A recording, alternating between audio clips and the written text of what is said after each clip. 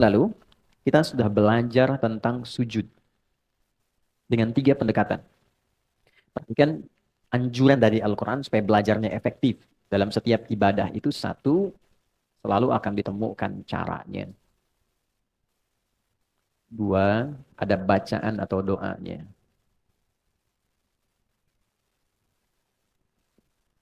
Tiga, nah ini yang jarang dikaji. Saya garisi yang dua ini.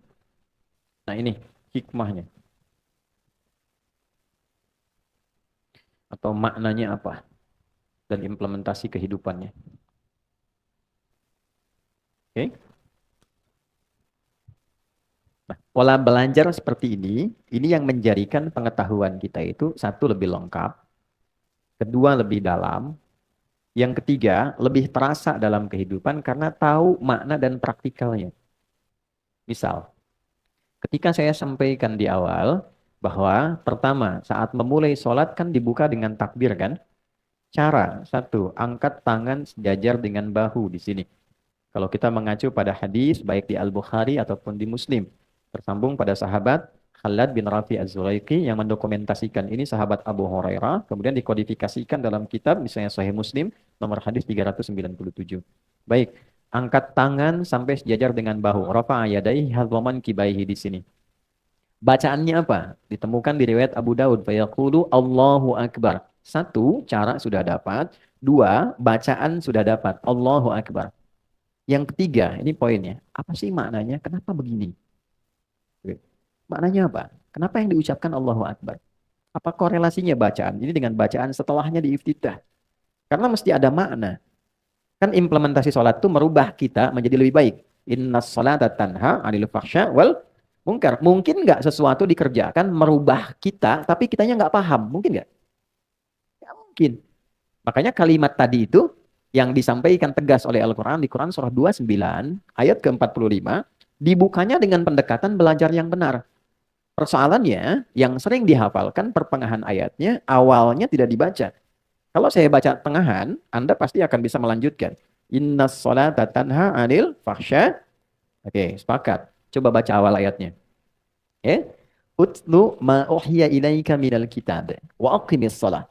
Perintahnya utlu. Anda buka mushaf, Anda temukan terjemahan bacalah. Tapi kalau kita baca lagi surat Al-Alaq ayat 1, saat wahyu pertama turun, kalimatnya ikra kan? Apa artinya ikra? Kalau sama-sama artinya bacalah, kenapa bacaannya beda? Yang satu ikra, yang kedua utslu. Kenapa saat wahyu turun ikra, kok saat sholat utslu? Secara cepat dan singkat, ikra itu dari kiroah, orangnya qori. Membaca sesuatu tanpa dituntut memahami yang dibaca. Oke? Baik, jadi baca saja tanpa dituntut paham. Makanya saat kita ngaji kan ada ikra ya, kiroati, kan itu hanya bacaan tanpa dituntut paham. Itu kan a fathah a gitu kan fa fathah fa lam doma u lu apa lu gitu kan. Itu kan? Tapi kan kita nggak dituntut paham kan? Baik. Nah, setelah kita mendapatkan informasi dengan lebih banyak, berubahlah pola penyampaian dan diksi kalimatnya oleh Allah ditekankan pada pemahaman. Nabi sudah dapat Al-Alaq, sudah dapat ayat lain Al-Qalam, surat lain dan seterusnya, diperintah sholat. Berubah perintahnya jadi utslu dari kata tilawah. Tilawah itu baca, pahami, dan amalkan yang dipahami itu. Oke? Nah, sebelum sholat, perintahnya utslu, bukan ikra. Utslu ma uhya ilaik. Muhammad sudah diwahyukan kepadamu banyak hal. Cara dan turunannya. Baca dulu, ajarkan pada umatmu, baca dulu, pahami yang dibaca itu, kerjakan setelah dipahami itu. Jadi sebelum sholat, hal terpentingnya adalah pelajari dulu sampai mengerti. Kenapa kita takbir begini? Maksudnya apa? Itu sensasinya akan berbeda kepada jiwa. Wa aqimis sholat. Baru tunaikan sholatnya. Nah, sholat yang demikian disertai dengan pemahaman sampai melahirkan kehusyuan, itulah yang kemudian menghadirkan satu penggerak pada diri kita, mengerjakan perbuatan yang baik, meninggalkan yang terkutuk, fahsya dan mungkar. Itu poin utamanya. Nah, sekarang pertanyaan baliknya, dari semua sholat yang kita pernah tunaikan, apakah seluruh bacaan sholat ini sudah kita pahami? Berapa persen? Kalau hanya ingin mengangkat kewajiban, selesai, tak perlu paham, yang penting sholat, gugur kewajiban. Pahala diberikan sepanjang ikhlas. Pahala itu urusan akhirat. Tapi keberkahan sholat yang merubah diri kita nggak dapat. Gitu. Kenapa dulu orang sholat jadi baik? Orang sekarang sholat misalnya belum berubah dia menjadi baik. Nah, problemnya adalah yang ketiga ini yang tidak optimal. Oke, cara cepat. Tinggalkan nih. Buang urusan dunia ke belakang. Tinggalkan. Saat akan sholat kalau pengen khusyuk, dunia buang ke belakang. Jangan dibawa lagi. Problemnya ketika orang sholat, dunia masih di bawah. Sehingga ketika lisannya mengatakan Allahu Akbar, di kepalanya masih proyek Hu Akbar. Ya kan? Jemuran Hu Akbar, cicilan Hu Akbar, gitu kan? Itu yang sering masuk terbawa. Padahal spirit asalnya buang. Wa annahum ilaihi raji'un. Al-Baqarah ayat 46. Kalau sudah mau sholat, semua dunia dibuang ke belakang. Nabi katakan ke sahabat, Ij'alu ya, sholatikum sholatan muwadda. Jadikan sholat kalian seperti sholat perpisahan. Maksudnya apa? Dunia buang dulu. Karena yang dibawa ini urusan akhirat.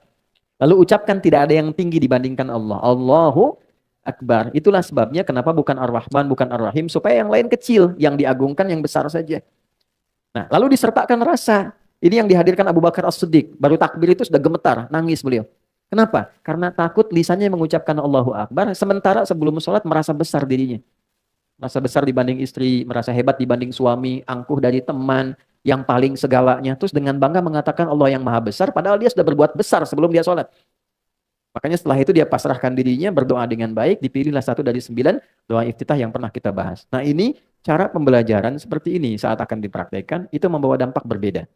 Nah, sudah kita pelajari dari wudhu sampai dengan sujud, teman-teman yang baru bergabung, mohon dengan segala kerendahan hati, berkenan mengikuti di sesi yang lain, kita sekarang sudah sampai sujud. Mau bangkit dari sujud. Jadi kasihan tuh sebulan belum bangun dari sujud.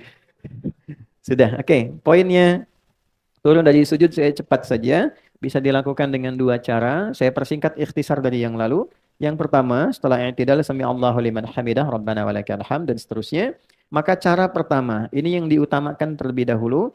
Jika lututnya dalam keadaan sehat dan tidak bermasalah, maka dahulukan lutut untuk turun. Seperti ini lutut duluan. Oke. Baik ya, baru telapak tangannya. Baik. Tentang ini menjadi amalan pertama yang dilakukan Nabi, didokumentasikan oleh Imam Abu Daud dalam kitabnya Sunan Abu Daud nomor hadis 838 tersambung kepada sahabat Wa'il bin Hujr. Jadi kalau teman-teman pengen belajar tentang sholatnya Nabi dan ingin melihat siapa sahabat yang sering fokus mendokumentasikan sholatnya Nabi, ini namanya Wa'il bin Hujr, Ibnu Hujr.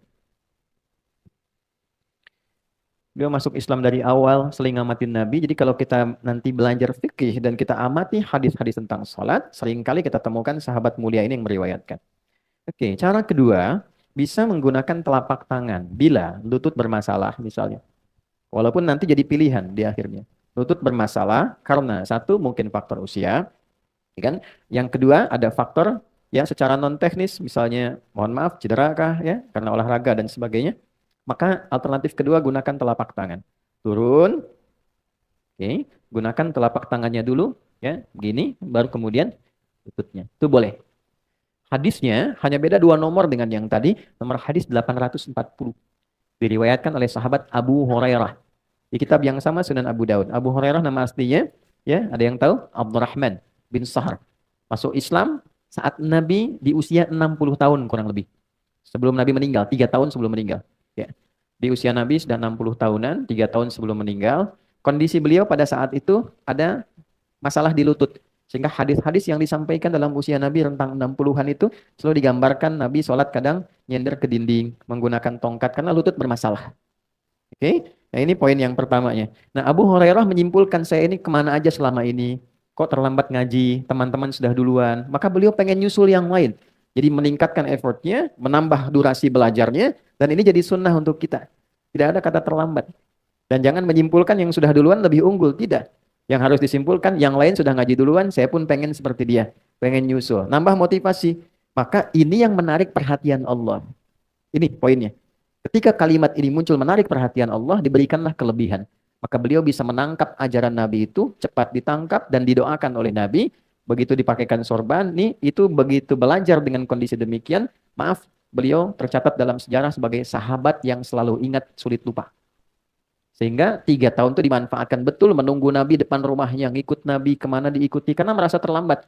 Akhirnya, ketika Nabi meninggal, beliau sudah mengoleksi 7.000 hadis dari Nabi SAW. Durasi yang singkat, tapi begitu sangat bermanfaat. Nah, di antara hadis yang diriwayatkan tentang turunnya Nabi ketika akan sujud. Nah, beliau meriwayatkan versi menggunakan telapak tangan. Kenapa? Karena kondisi Nabi tadi dalam kondisi senior, lutut bermasalah, lalu telapak tangan yang turun. Jadi kalau ada teman-teman ingin menggunakan lutut, hadisnya yang tadi dari Wa'il. Kalau menggunakan telapak tangan, hadisnya bersandar pada Abu Hurairah. Nah, dalam ilmu hadis ada namanya al-jam'u wa taufik. Cara mencari kesimpulan, jangan saling menyalahkan. Mana yang benar, lutut atau telapak tangan? Mana yang paling utama? Kumpulkan keduanya, ambil yang paling memudahkan untuk kita mengerjakan, karena itu pilihan yang membuat kita nyaman untuk melakukan. Jadi kalau Anda nyaman dengan lutut, silahkan dengan lutut. Kalau nyaman dengan telapak tangan, lakukan, tidak ada masalah. Dan jangan disimpulkan ketika ada yang pakai telapak tangan, tua. Misalnya, ya, jadi jangan simpulkan demikian. Yang salah yang pakai kepala duluan, belum apa-apa sudah bermasalah. Oke, sudah sujud, pastikan 7 anggota badan menempel sempurna dulu sebelum berdoa. Saya cepat highlight dengan cepat. 1, kening. Hadisnya dari Ibnu Abbas radhiyallahu taala anhuma, qala umirna an nasjuda ala sab'ati a'dhamin. Kami diperintah untuk bersujud dengan 7 anggota bagian tubuh. 1, kening. Saya sudah membahas persoalan tentang mukna, membahas persoalan juga tentang rambut. Silahkan cek di pertemuan lalu. Yang kedua, 2 telapak tangan. Oke, jadi 1 tambah 2, 3. Yang selanjutnya 2 lutut tambah 2, 5. Selanjutnya 2 kaki dengan jemarinya, 7. 1, 3, 5, 7. Oke, baik. Saat menyebutkan kening jabahah, Nabi telunjuknya menunjuk ke hidung begini. Dalam kondisi yang bersih, karpet dan sebagainya, nanti ukuran ini kening itu bisa disesuaikan dengan hidung. Jadi bisa menempel, tapi kalau kira-kira sedang di maaf di pantai atau naik ke gunung kurang bersih dan sebagainya, maka nggak harus ditempelkan hidungnya. Karena yang paling pokok itu apanya? Keningnya. Baik. 7 ini, ingat baik-baik. Kemudian makin sujudak. Tempelkan dengan baik dulu. Jangan langsung berdoa. Ini baru turun belum nempel sudah doa. Subhanallah. Tidak. Tempelkan dengan nyaman, makin sujudak sampai merasakan sensasi yang enak nempelnya. Yang penting kening. Ingat ya. Karena itu jangan gunakan, sekali lagi, jangan gunakan alas sujud yang terlampau empuk. Sehingga tidak terasa pertemuan kening dengan tempat sujud. Ya, karena itu saya sering koreksi sejadah yang kalau kita sujud itu nggak rasa nempel. Kayak ngambang. Jadi ibu kalau beli lihat sejadah, teman-teman, jangan lihat bagusnya. Lihat fungsinya. Sejadahnya memang bagus, tapi nempelnya kayak bantal. Begitu sujud nggak bangun-bangun gitu. Oke? Ya, ini tempatnya yang semakin tempat itu rata dan membuat nyaman ini untuk sujud tuh bagus. Tempelkan. Biasanya kalau yang belum terbiasa agak pusing awal-awal, setelah itu enak tuh. Karena darahnya kan dipompa tuh. Ya, ngalir ke otak, ngalir lagi dan ada titik pusat di sini. Ini ada riset menunjukkan God spot-nya gitu di tengah ini. Lalu tangan sudah menyatu semua enak baru berdoa. Nah, di titik ini kemarin sudah kita bahas doa pembukanya, ya kan? Subhana rabbiyal a'la atau subhana rabbiyal a'la wa bihamdi, atau yang ketiga subhanakallahumma rabbana wa bihamdika Allahumma firli. Nah, di sini kita berhenti pertemuan lalu. Sekarang kita akan bahas bacaan itu plus hikmahnya. Caranya sudah, bacaannya sudah, tinggal hikmahnya apa, baru bangkit dari sujud untuk duduk di antara dua sujud. Saya punya waktu kurang lebih ada 30 menit ke depan, kita fokuskan dengan baik. Bismillah. Baik, kita mulai. Ini materinya cukup penting ya, tolong fokus, karena saking pentingnya dihapus aja susah tuh. Oke, 1 yuk kita mulai ya. Bismillah. Izinkan saya memulai dari sini. Kelihatan di situ? Ada ya? Ya. Subhana rabbiyal a'la. Mas Dimas tolong dinotis ya. Pertemuan berikutnya saya bawa materi PowerPoint ya. Supaya nanti bisa kelihatan. Kita sudah siapkan kok ada gambar, ada apa, jadi bisa lebih kelihatan. Ini yang kedua, ini 1. Yang kedua, depannya sama sampai sini. Ditambahkan wa bihamdi. Ya, subhana rabbiyal a'la wa bihamdi. Oke. Yang ketiga, ini agak lebih panjang tapi lebih dalam. Subhana nakallahumma rabbana wa bihamdika Allahumma ghfirli. Saya bantu dengan bacaan supaya nanti bisa memudahkan memahami apa yang saya tuliskan. Oke. Saya yakin semua sudah mengetahui ini, tapi poinnya adalah apakah membacanya juga dengan rasa untuk memahaminya. Apa maksudnya? Baik. Subhana rabbi yal a'la. Subhan. Apa itu artinya subhan? Subhanallah itu apa? Subhanallah. Maha suci Allah. Maha suci Allah itu apa? Subhanallah. Oh, ya. Oke. Subhan tidak disebutkan dalam Al-Quran atau bahkan bahasa Arab standar kecuali menunjuk pada satu keadaan, sifat atau sikap yang tidak sesuai dengan keagungan Allah. Jadi kalau ada sesuatu ungkapan, keadaan, perilaku yang tidak sesuai dengan keagungan Allah, itu orang Arab mengatakan subhanallah. Misal, dalam keyakinan kita sebagai muslim, dan hebatnya ini didialogkan secara rasional dalam Al-Quran. Tuhan itu mesti tunggal, ya, dan kalimatnya dasar. Harus beda dengan yang bukan Tuhan. Standar, laisa kamitslihi syai'. Jadi disebut Tuhan tuh karena memang punya perbedaan dengan yang bukan Tuhan. Dan itu harus 100% beda. Ya, 100% different, nggak boleh sama. Kalau sama berarti ada bagian tertentu yang bisa jadi Tuhan bagi yang lainnya. Baik. Jadi dari logika ini logis ya. Oke, kalau manusia itu melahirkan, Tuhan boleh nggak melahirkan? Nggak boleh, kan harus beda. Kalau manusia berpasangan, Tuhan boleh nggak? Tidak. Kalau manusia punya anak, Tuhan tidak kan? Baik, nah itu kan logika sederhana ya. Nanti dialognya banyak dan tajam sekali di dalam Al-Quran. Lalu ada orang mengatakan begini, Tuhan punya anak. Nah, dalam keyakinan kita, orang Islam, dan didukung dengan nilai logikanya, kan mesti beda Tuhan dengan yang bukan Tuhan. Maka ketika ada orang mengatakan, Tuhan punya anak. Wa qalu takhadallahu walada. Ada orang berkata, Tuhan itu punya anak. Maka disoal oleh Quran. Sebelum disoal itu, kalimat pertamanya, Subhana. Itu ada di Quran surah kedua, Al-Baqarah ayat 116. Paling kiri di pertengahan di mushaf. Quran surah kedua, ayat 116. Ya, ayat 116 itu setelah 115, sebelum 117. Qalu takhadallahu walada. Mereka berkata Tuhan itu punya anak. Kan? Nah, nanti hal pertama sebelum diungkap dan didialogkan secara rasional, itu kalimat pertamanya subhana. Oh, enggak tepat. Enggak mungkin Tuhan punya sifat yang sama dengan makhluk. Kalau punya sifat yang sama, nanti setiap makhluk dipertuhankan. Makanya dialognya nanti jadi panjang. Ya. Kenapa kok yang ini dipertuhankan, yang lain tidak? Oh, karena yang ini lahirnya tanpa ayah. Oh, Adam lebih hebat tanpa ayah, tanpa ibu. Kenapa enggak jadi Tuhan? Kalau yang ini menghidupkan yang mati, Ibrahim lebih hebat. Menghidupkannya dicincang dulu, terus dipisah di beberapa bukit. Dipanggil dengan kalimat yang sama, dengan nama Allah, nyatu lagi. Kenapa Ibrahim yang lebih hebat gak jadi Tuhan? Terus dicari sampai akalnya berpikir. Tapi setelah itu pun gak dipaksa. Lakum dinukum. Itulah indahnya Islam. La ikraha. Di Islam itu gak perlu dipaksa. Dijelaskan secara sempurna dan bertanggung jawab dengan penjelasan itu. Makanya kelembutan itu panjang di Islam itu. Ya. Dan pengetahuan itu jadi bagian paling dasar. Jadi kalau ada orang masuk Islam jadi kasar, itu pasti ada yang salah dengan keislamannya. Ya, suami itu sepanjang muslim, pasti akan lahir sifat-sifat kebaikan dalam dirinya. Nah, demikian istri juga sepanjang seorang muslimah, itu pasti akan lahir kelembutan dalam dirinya. Karena ajaran di Quran itu tidak ada nilai-nilai yang mengantarkan pada penyimpangan dari fitrah manusia. Balik ke sini. Nah, sekarang gini, setelah itu ada Rabbi. Dari sifat rububiyah. Rabb itu artinya sifat perawatan, pemenuhan kebutuhan, ya kan? Jawaban dari doa yang merawat, menyembuhkan. Oke, Quran surah ke-7 di ayat 172. Al-A'raf ayat 172. Perjanjian pertama kita dengan Allah sebelum terlahir itu menggunakan Rabb.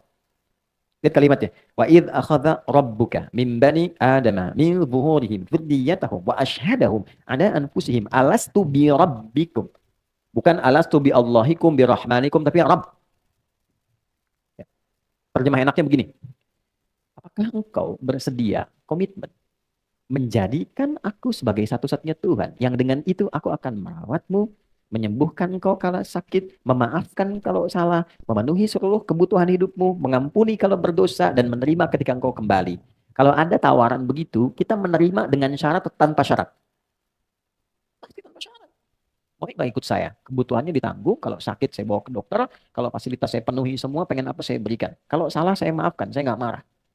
Kira-kira kalau ditawari begitu, mau ikut atau tidak? Ya, maunya itu ada pikir lagi atau enggak? Tidak. Kalau berpikir lagi, pertimbangan, kalimatnya umum. Naam. Tapi kalau kita terima tanpa syarat, bala. Bala. Makanya jawabannya bala. Cuma sekali ya, kalau 2 kali jadi makanan. Bala-bala. Bala syahidna. Ya, aku siap terima, aku bersyahadat. Makanya syahadat itu dilekatkan dengan sifat rububiyah ini. Yang merawat, memberikan perhatian, yang menyembuhkan, memaafkan, dan sebagainya. Jadi, Ditariknya ke saya, Rabbi. Nah, disinilah kedalaman sujud. Saat sujud kita mengakui, ya Allah, Engkau yang merawat aku. Memberikan segala kebutuhanku. Memaafkan aku kalau salah. Membimbing aku ke jalan yang benar. Ngasih oksigen tanpa memberikan batasan. Semua Engkau berikan kepadaku. Tapi dalam keadaan demikian, aku masih melanggar ketentuanmu. Lisanku masih tajam. Tanganku bahkan sekarang mewakili lisanku. Menyakiti orang dengan tulisan. Mencela dengan lisan. Merendahkan orang lain. Kadang dipanggil sholat, aku nomor sekian kan. Padahal aku tahu yang memberikan rezeki Engkau. Yang memberikan kemudahan Engkau. Ya Allah, ya Tuhanku, aku tahu ini salah. Ya kan? Untuk itulah kita pasrahkan, dari berdiri kita rendahkan sepenuhnya, yang bagian terhormat pada diri manusia langsung dijatuhkan ke bawah. Itu titik tertinggi itu. Jadi ketika seseorang itu bisa merendahkan bagian terhormatnya ke titik yang terendah, itu artinya pengakuan terdalam untuk pasrah dan berubah. Kalau sudah bisa tunduk betul. Makanya orang yang sering merendah, Allah pasti angkat. Nanti saya berikan hikmahnya di akhir. Ya. Tunduk rendah. Nah, ini sifat pengakuan. Jadi kalau sudah sujud, kita itu merendah dan mengaku banyak salah. Ini yang jarang terjadi. Yang terjadi mengejar sujudnya saja. Bahkan ada sujud dengan kebanggaan. Sujud. Ya? Pada dasarnya, ini konteksnya bukan dalam sujud syukur ya. Konteksnya dalam sujud kita merendah dalam ibadah. Jadi begitu turun, itu disertai dengan pengakuan. Selama ini saya salah. Rabbi, sementara Engkau yang merawatku ya Allah. Ya Tuhan yang merawatku, memberikan kebutuhan. Subhan, enggak tepat perilaku saya. Dipanggil menghadap lewat adzan masih sibuk dengan dunia, kan? Padahal tahu dunia kan mau cari harta. Harta itu rizki. Kita simpulkan yang punya rizki Allah. Terus dipanggil sama Allah enggak datang, kan aneh. Ya kan? Anak kerja cari apa? Rizki. Yang punya rizki siapa? Allah. Sekarang Allah panggil pengen ngasih, Andanya malah lari. Bukan Anda, maaf, orang lain gitu ya. Nggak masuk akal juga kan? Maka dalam konteks itu Allah balik. Di ayat Jumatan tuh lebih tajam lagi. Di ayat ke-11 itu. Ya, itu kalimatnya dalam sekali. Dalam sekali. Ya. Ini ketika Nabi sedang berdakwah di awal masa Islam, itu jamaah hadir beberapa banyak. Di awal-awal iman masih belum kuat. Tiba-tiba ada rombongan pedagang plus diskon. Besar-besaran. Kita lewat tuh samping masjid, lewat diskon 70%, 80%, tuh kan? Ya kayak ibulah begini gitu kan. Lagi pengajian begini, tiba-tiba ada lewat di depan informasi gitu kan. Wah, tas Dior diskon 80%. Saya tanya, masih bertahan di sini atau keluar satu-satu? Ya kan? Nah, itu tinggal 12 jamaahnya, yang lain keluar. Tinggal 12 orang. Maka apa yang terjadi? Turunlah ayat yang ke-11 dari surah Al-Jumu'ah. Ya kan? Wa tarakuka qa'ima. Engkau meninggalkan nabimu itu berdiri sendirian, tersisa tinggal 12. Saya langsung ke ujung.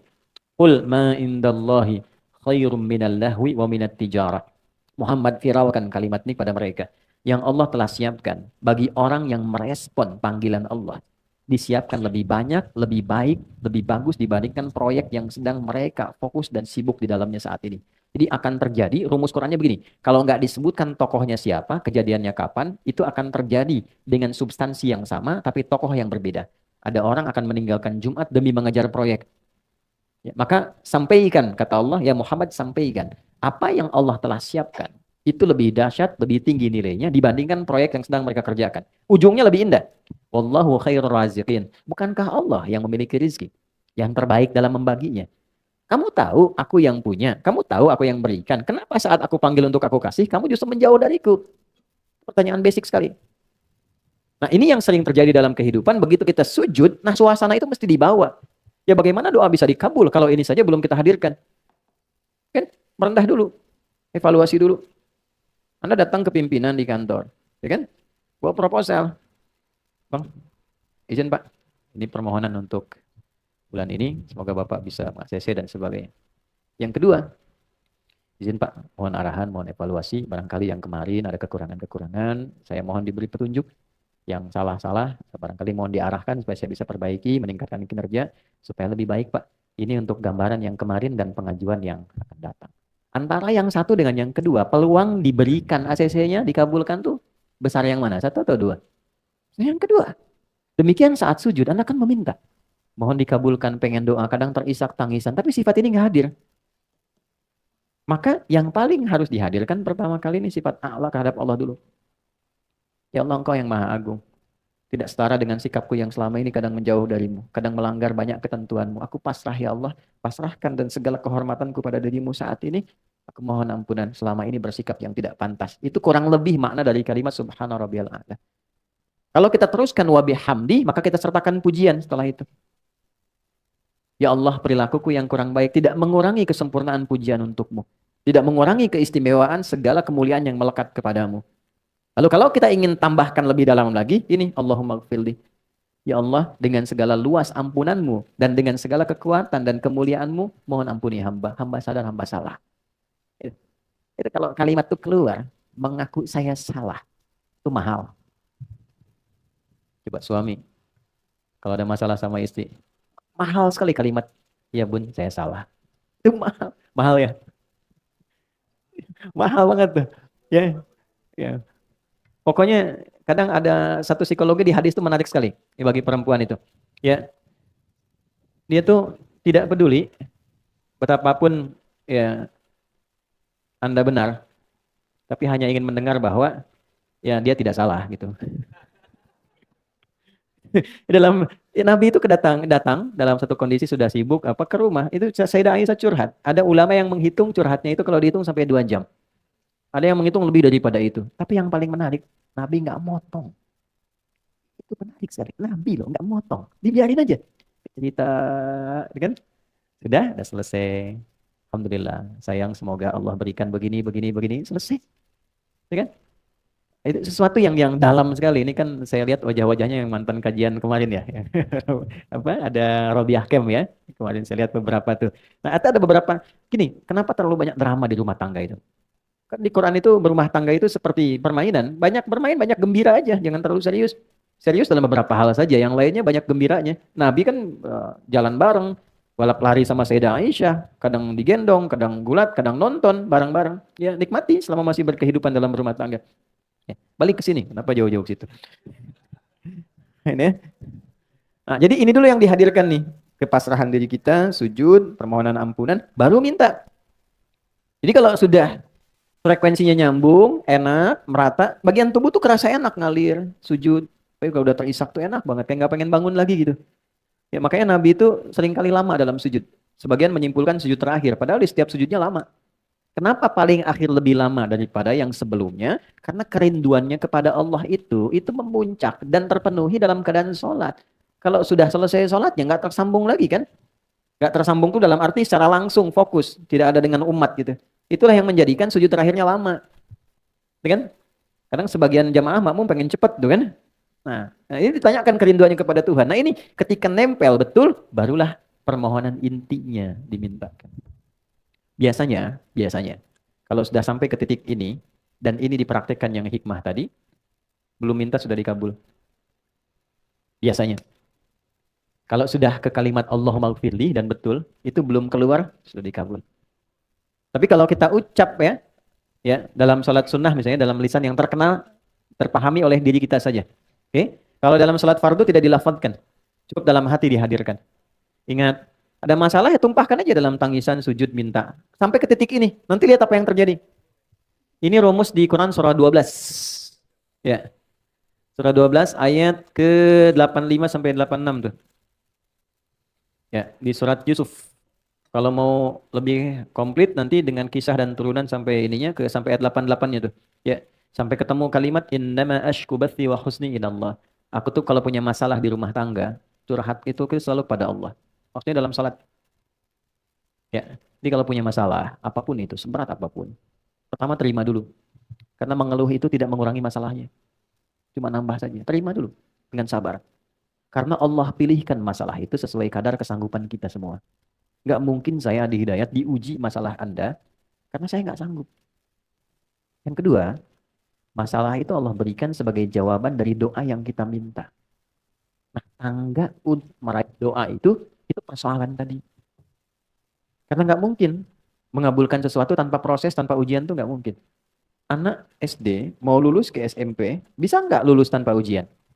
Tidak bisa. Ujian itu diberikan bukan ingin membuat anak bermasalah banyak pikiran, bukan. Tapi menaikkan levelnya supaya memudahkan dia saat masuk ke SMP yang kadar pengetahuannya lebih tinggi daripada SD. Jadi ketika dipaksakan naik ke atas sementara ilmunya belum nyampe, anaknya kasihan. Anda minta sesuatu, dari mana tahunya Anda pantas dan bisa mengelola sesuatu itu saat mendapatkannya, kalau belum diuji. Ya kan? Teman-teman minta sebuah proyek, dari mana tahunya proyek itu baik? Dari mana tahunya kalau menerima itu Anda menjadi lebih baik? Anda dapat proyek nih, ya Anda harapkan betul. Tapi Anda belum siap menerimanya. Yang kalau Anda terima itu merubah kepribadian, keluarga jadi tertinggalkan, istri kurang perhatian, anak-anak terabaikan. Belum siap. Maka dikasih dulu oleh Allah ujiannya. Nih, lewatin dulu. 1, 2, 3, 4. Ketika kita mampu menguasai itu, baru datang jawaban. Nah, jadi jangan selalu dipahami bahwa masalah itu adalah sesuatu yang membuat rumit, capek, nggak tercapai tujuan. Bukan, itu jembatannya. Jadi berbahagialah ketika Anda dihadapkan pada masalah, karena itu mengantarkan Anda pada solusi. Dan jawaban dari Anda sendiri. Ya, jadi ketika Anda berdoa, pasti dikabulkan oleh Allah dengan membuat masalah dulu, supaya pantas. Nah, kalau pengen cepat, pantaskan dulu diri kita dalam berdoa, hingga ada akselerasi, stepnya dinaikin. Karena dia layak, dipandang layak menerima itu. Oh, sudah pantas nih ketika minta dikabulkan. Ada yang belum berucap sudah diberi. Ada demikian. Nah, karena itulah kemudian memantaskan diri itu dengan menambah pengetahuan, menjalani kehidupan itu penting. Supaya saat kita meminta untuk mencapai sesuatu, kita tidak harus menghadapi masalah-masalah baru. Ini poinnya. Nah, jadi ketika memohon, hadirkan aja. Saya kalau punya masalah, kata Nabi Yakub alaihissalam, yang saya tuju pertama Allah. Saya bentangkan sajadah dalam bahasa kita. Innama ashku bathi wa huzni. Innama itu adatul hasri. Huruf pembatas, membatasi hukum di situ saja. Aku nggak pernah curhat ke yang lain. Nggak pernah menggunakan media lain. Ada masalah, aku langsungkan kembalikan kepada Allah. Mau sedih, membuat aku nangis, aku tumpahkan di situ. Setelah itu aku tenang. Yang penting tenang dulu, walaupun solusi belum datang. Jadi bentangkan sajadah, bukan bentangkan Instagram. Ya, nggak nyangka ya kamu seperti itu. Nah, itu artinya nyangka. Orang yang bilang nggak nyangka, dia sedang nyangka. Tuh ya. Emang kenapa Jong? Nah, sebetulnya itu yang ditunggu tuh. Komennya kan? Gitu. Nah, daripada nungguin komen capek. Capek, pusing aja. Pusing. Akhirnya masalah yang nggak selesai. Ya, suami juga nggak nyaman. Akhirnya nggak betah di rumah. Ya kan? Jadi pusing aja, capek akhirnya. Ya, kukira hari Rabu ternyata hari Minggu. Kukira dia menunggu ternyata cari yang akhirnya pusing. Aduh, pusing, pusing. Udah. Nah, itu ya, sujud. Nah, itu poinnya. Jadi hadirkan dalam hati kita apa saja tumpahkan dalam sujud. Makanya kerasanya agak lama. Tapi proporsional ya. Jangan imam sudah mau sujud lagi kita masih sujud yang pertama tuh. Ya, kalau berjamaah ikut imam. Ikut imam. Innama ju'ilal imamu liyutamma bihi fa qira'atul imami qira'atul ma'mum. Imam itu dijadikan untuk diikuti. Maka bacaan imam mewakili makmum. Kalau imam sudah naik ikut naik. Oke? Kecuali kalau sholat sendirian tahajud silahkan tumpahkan senyamannya.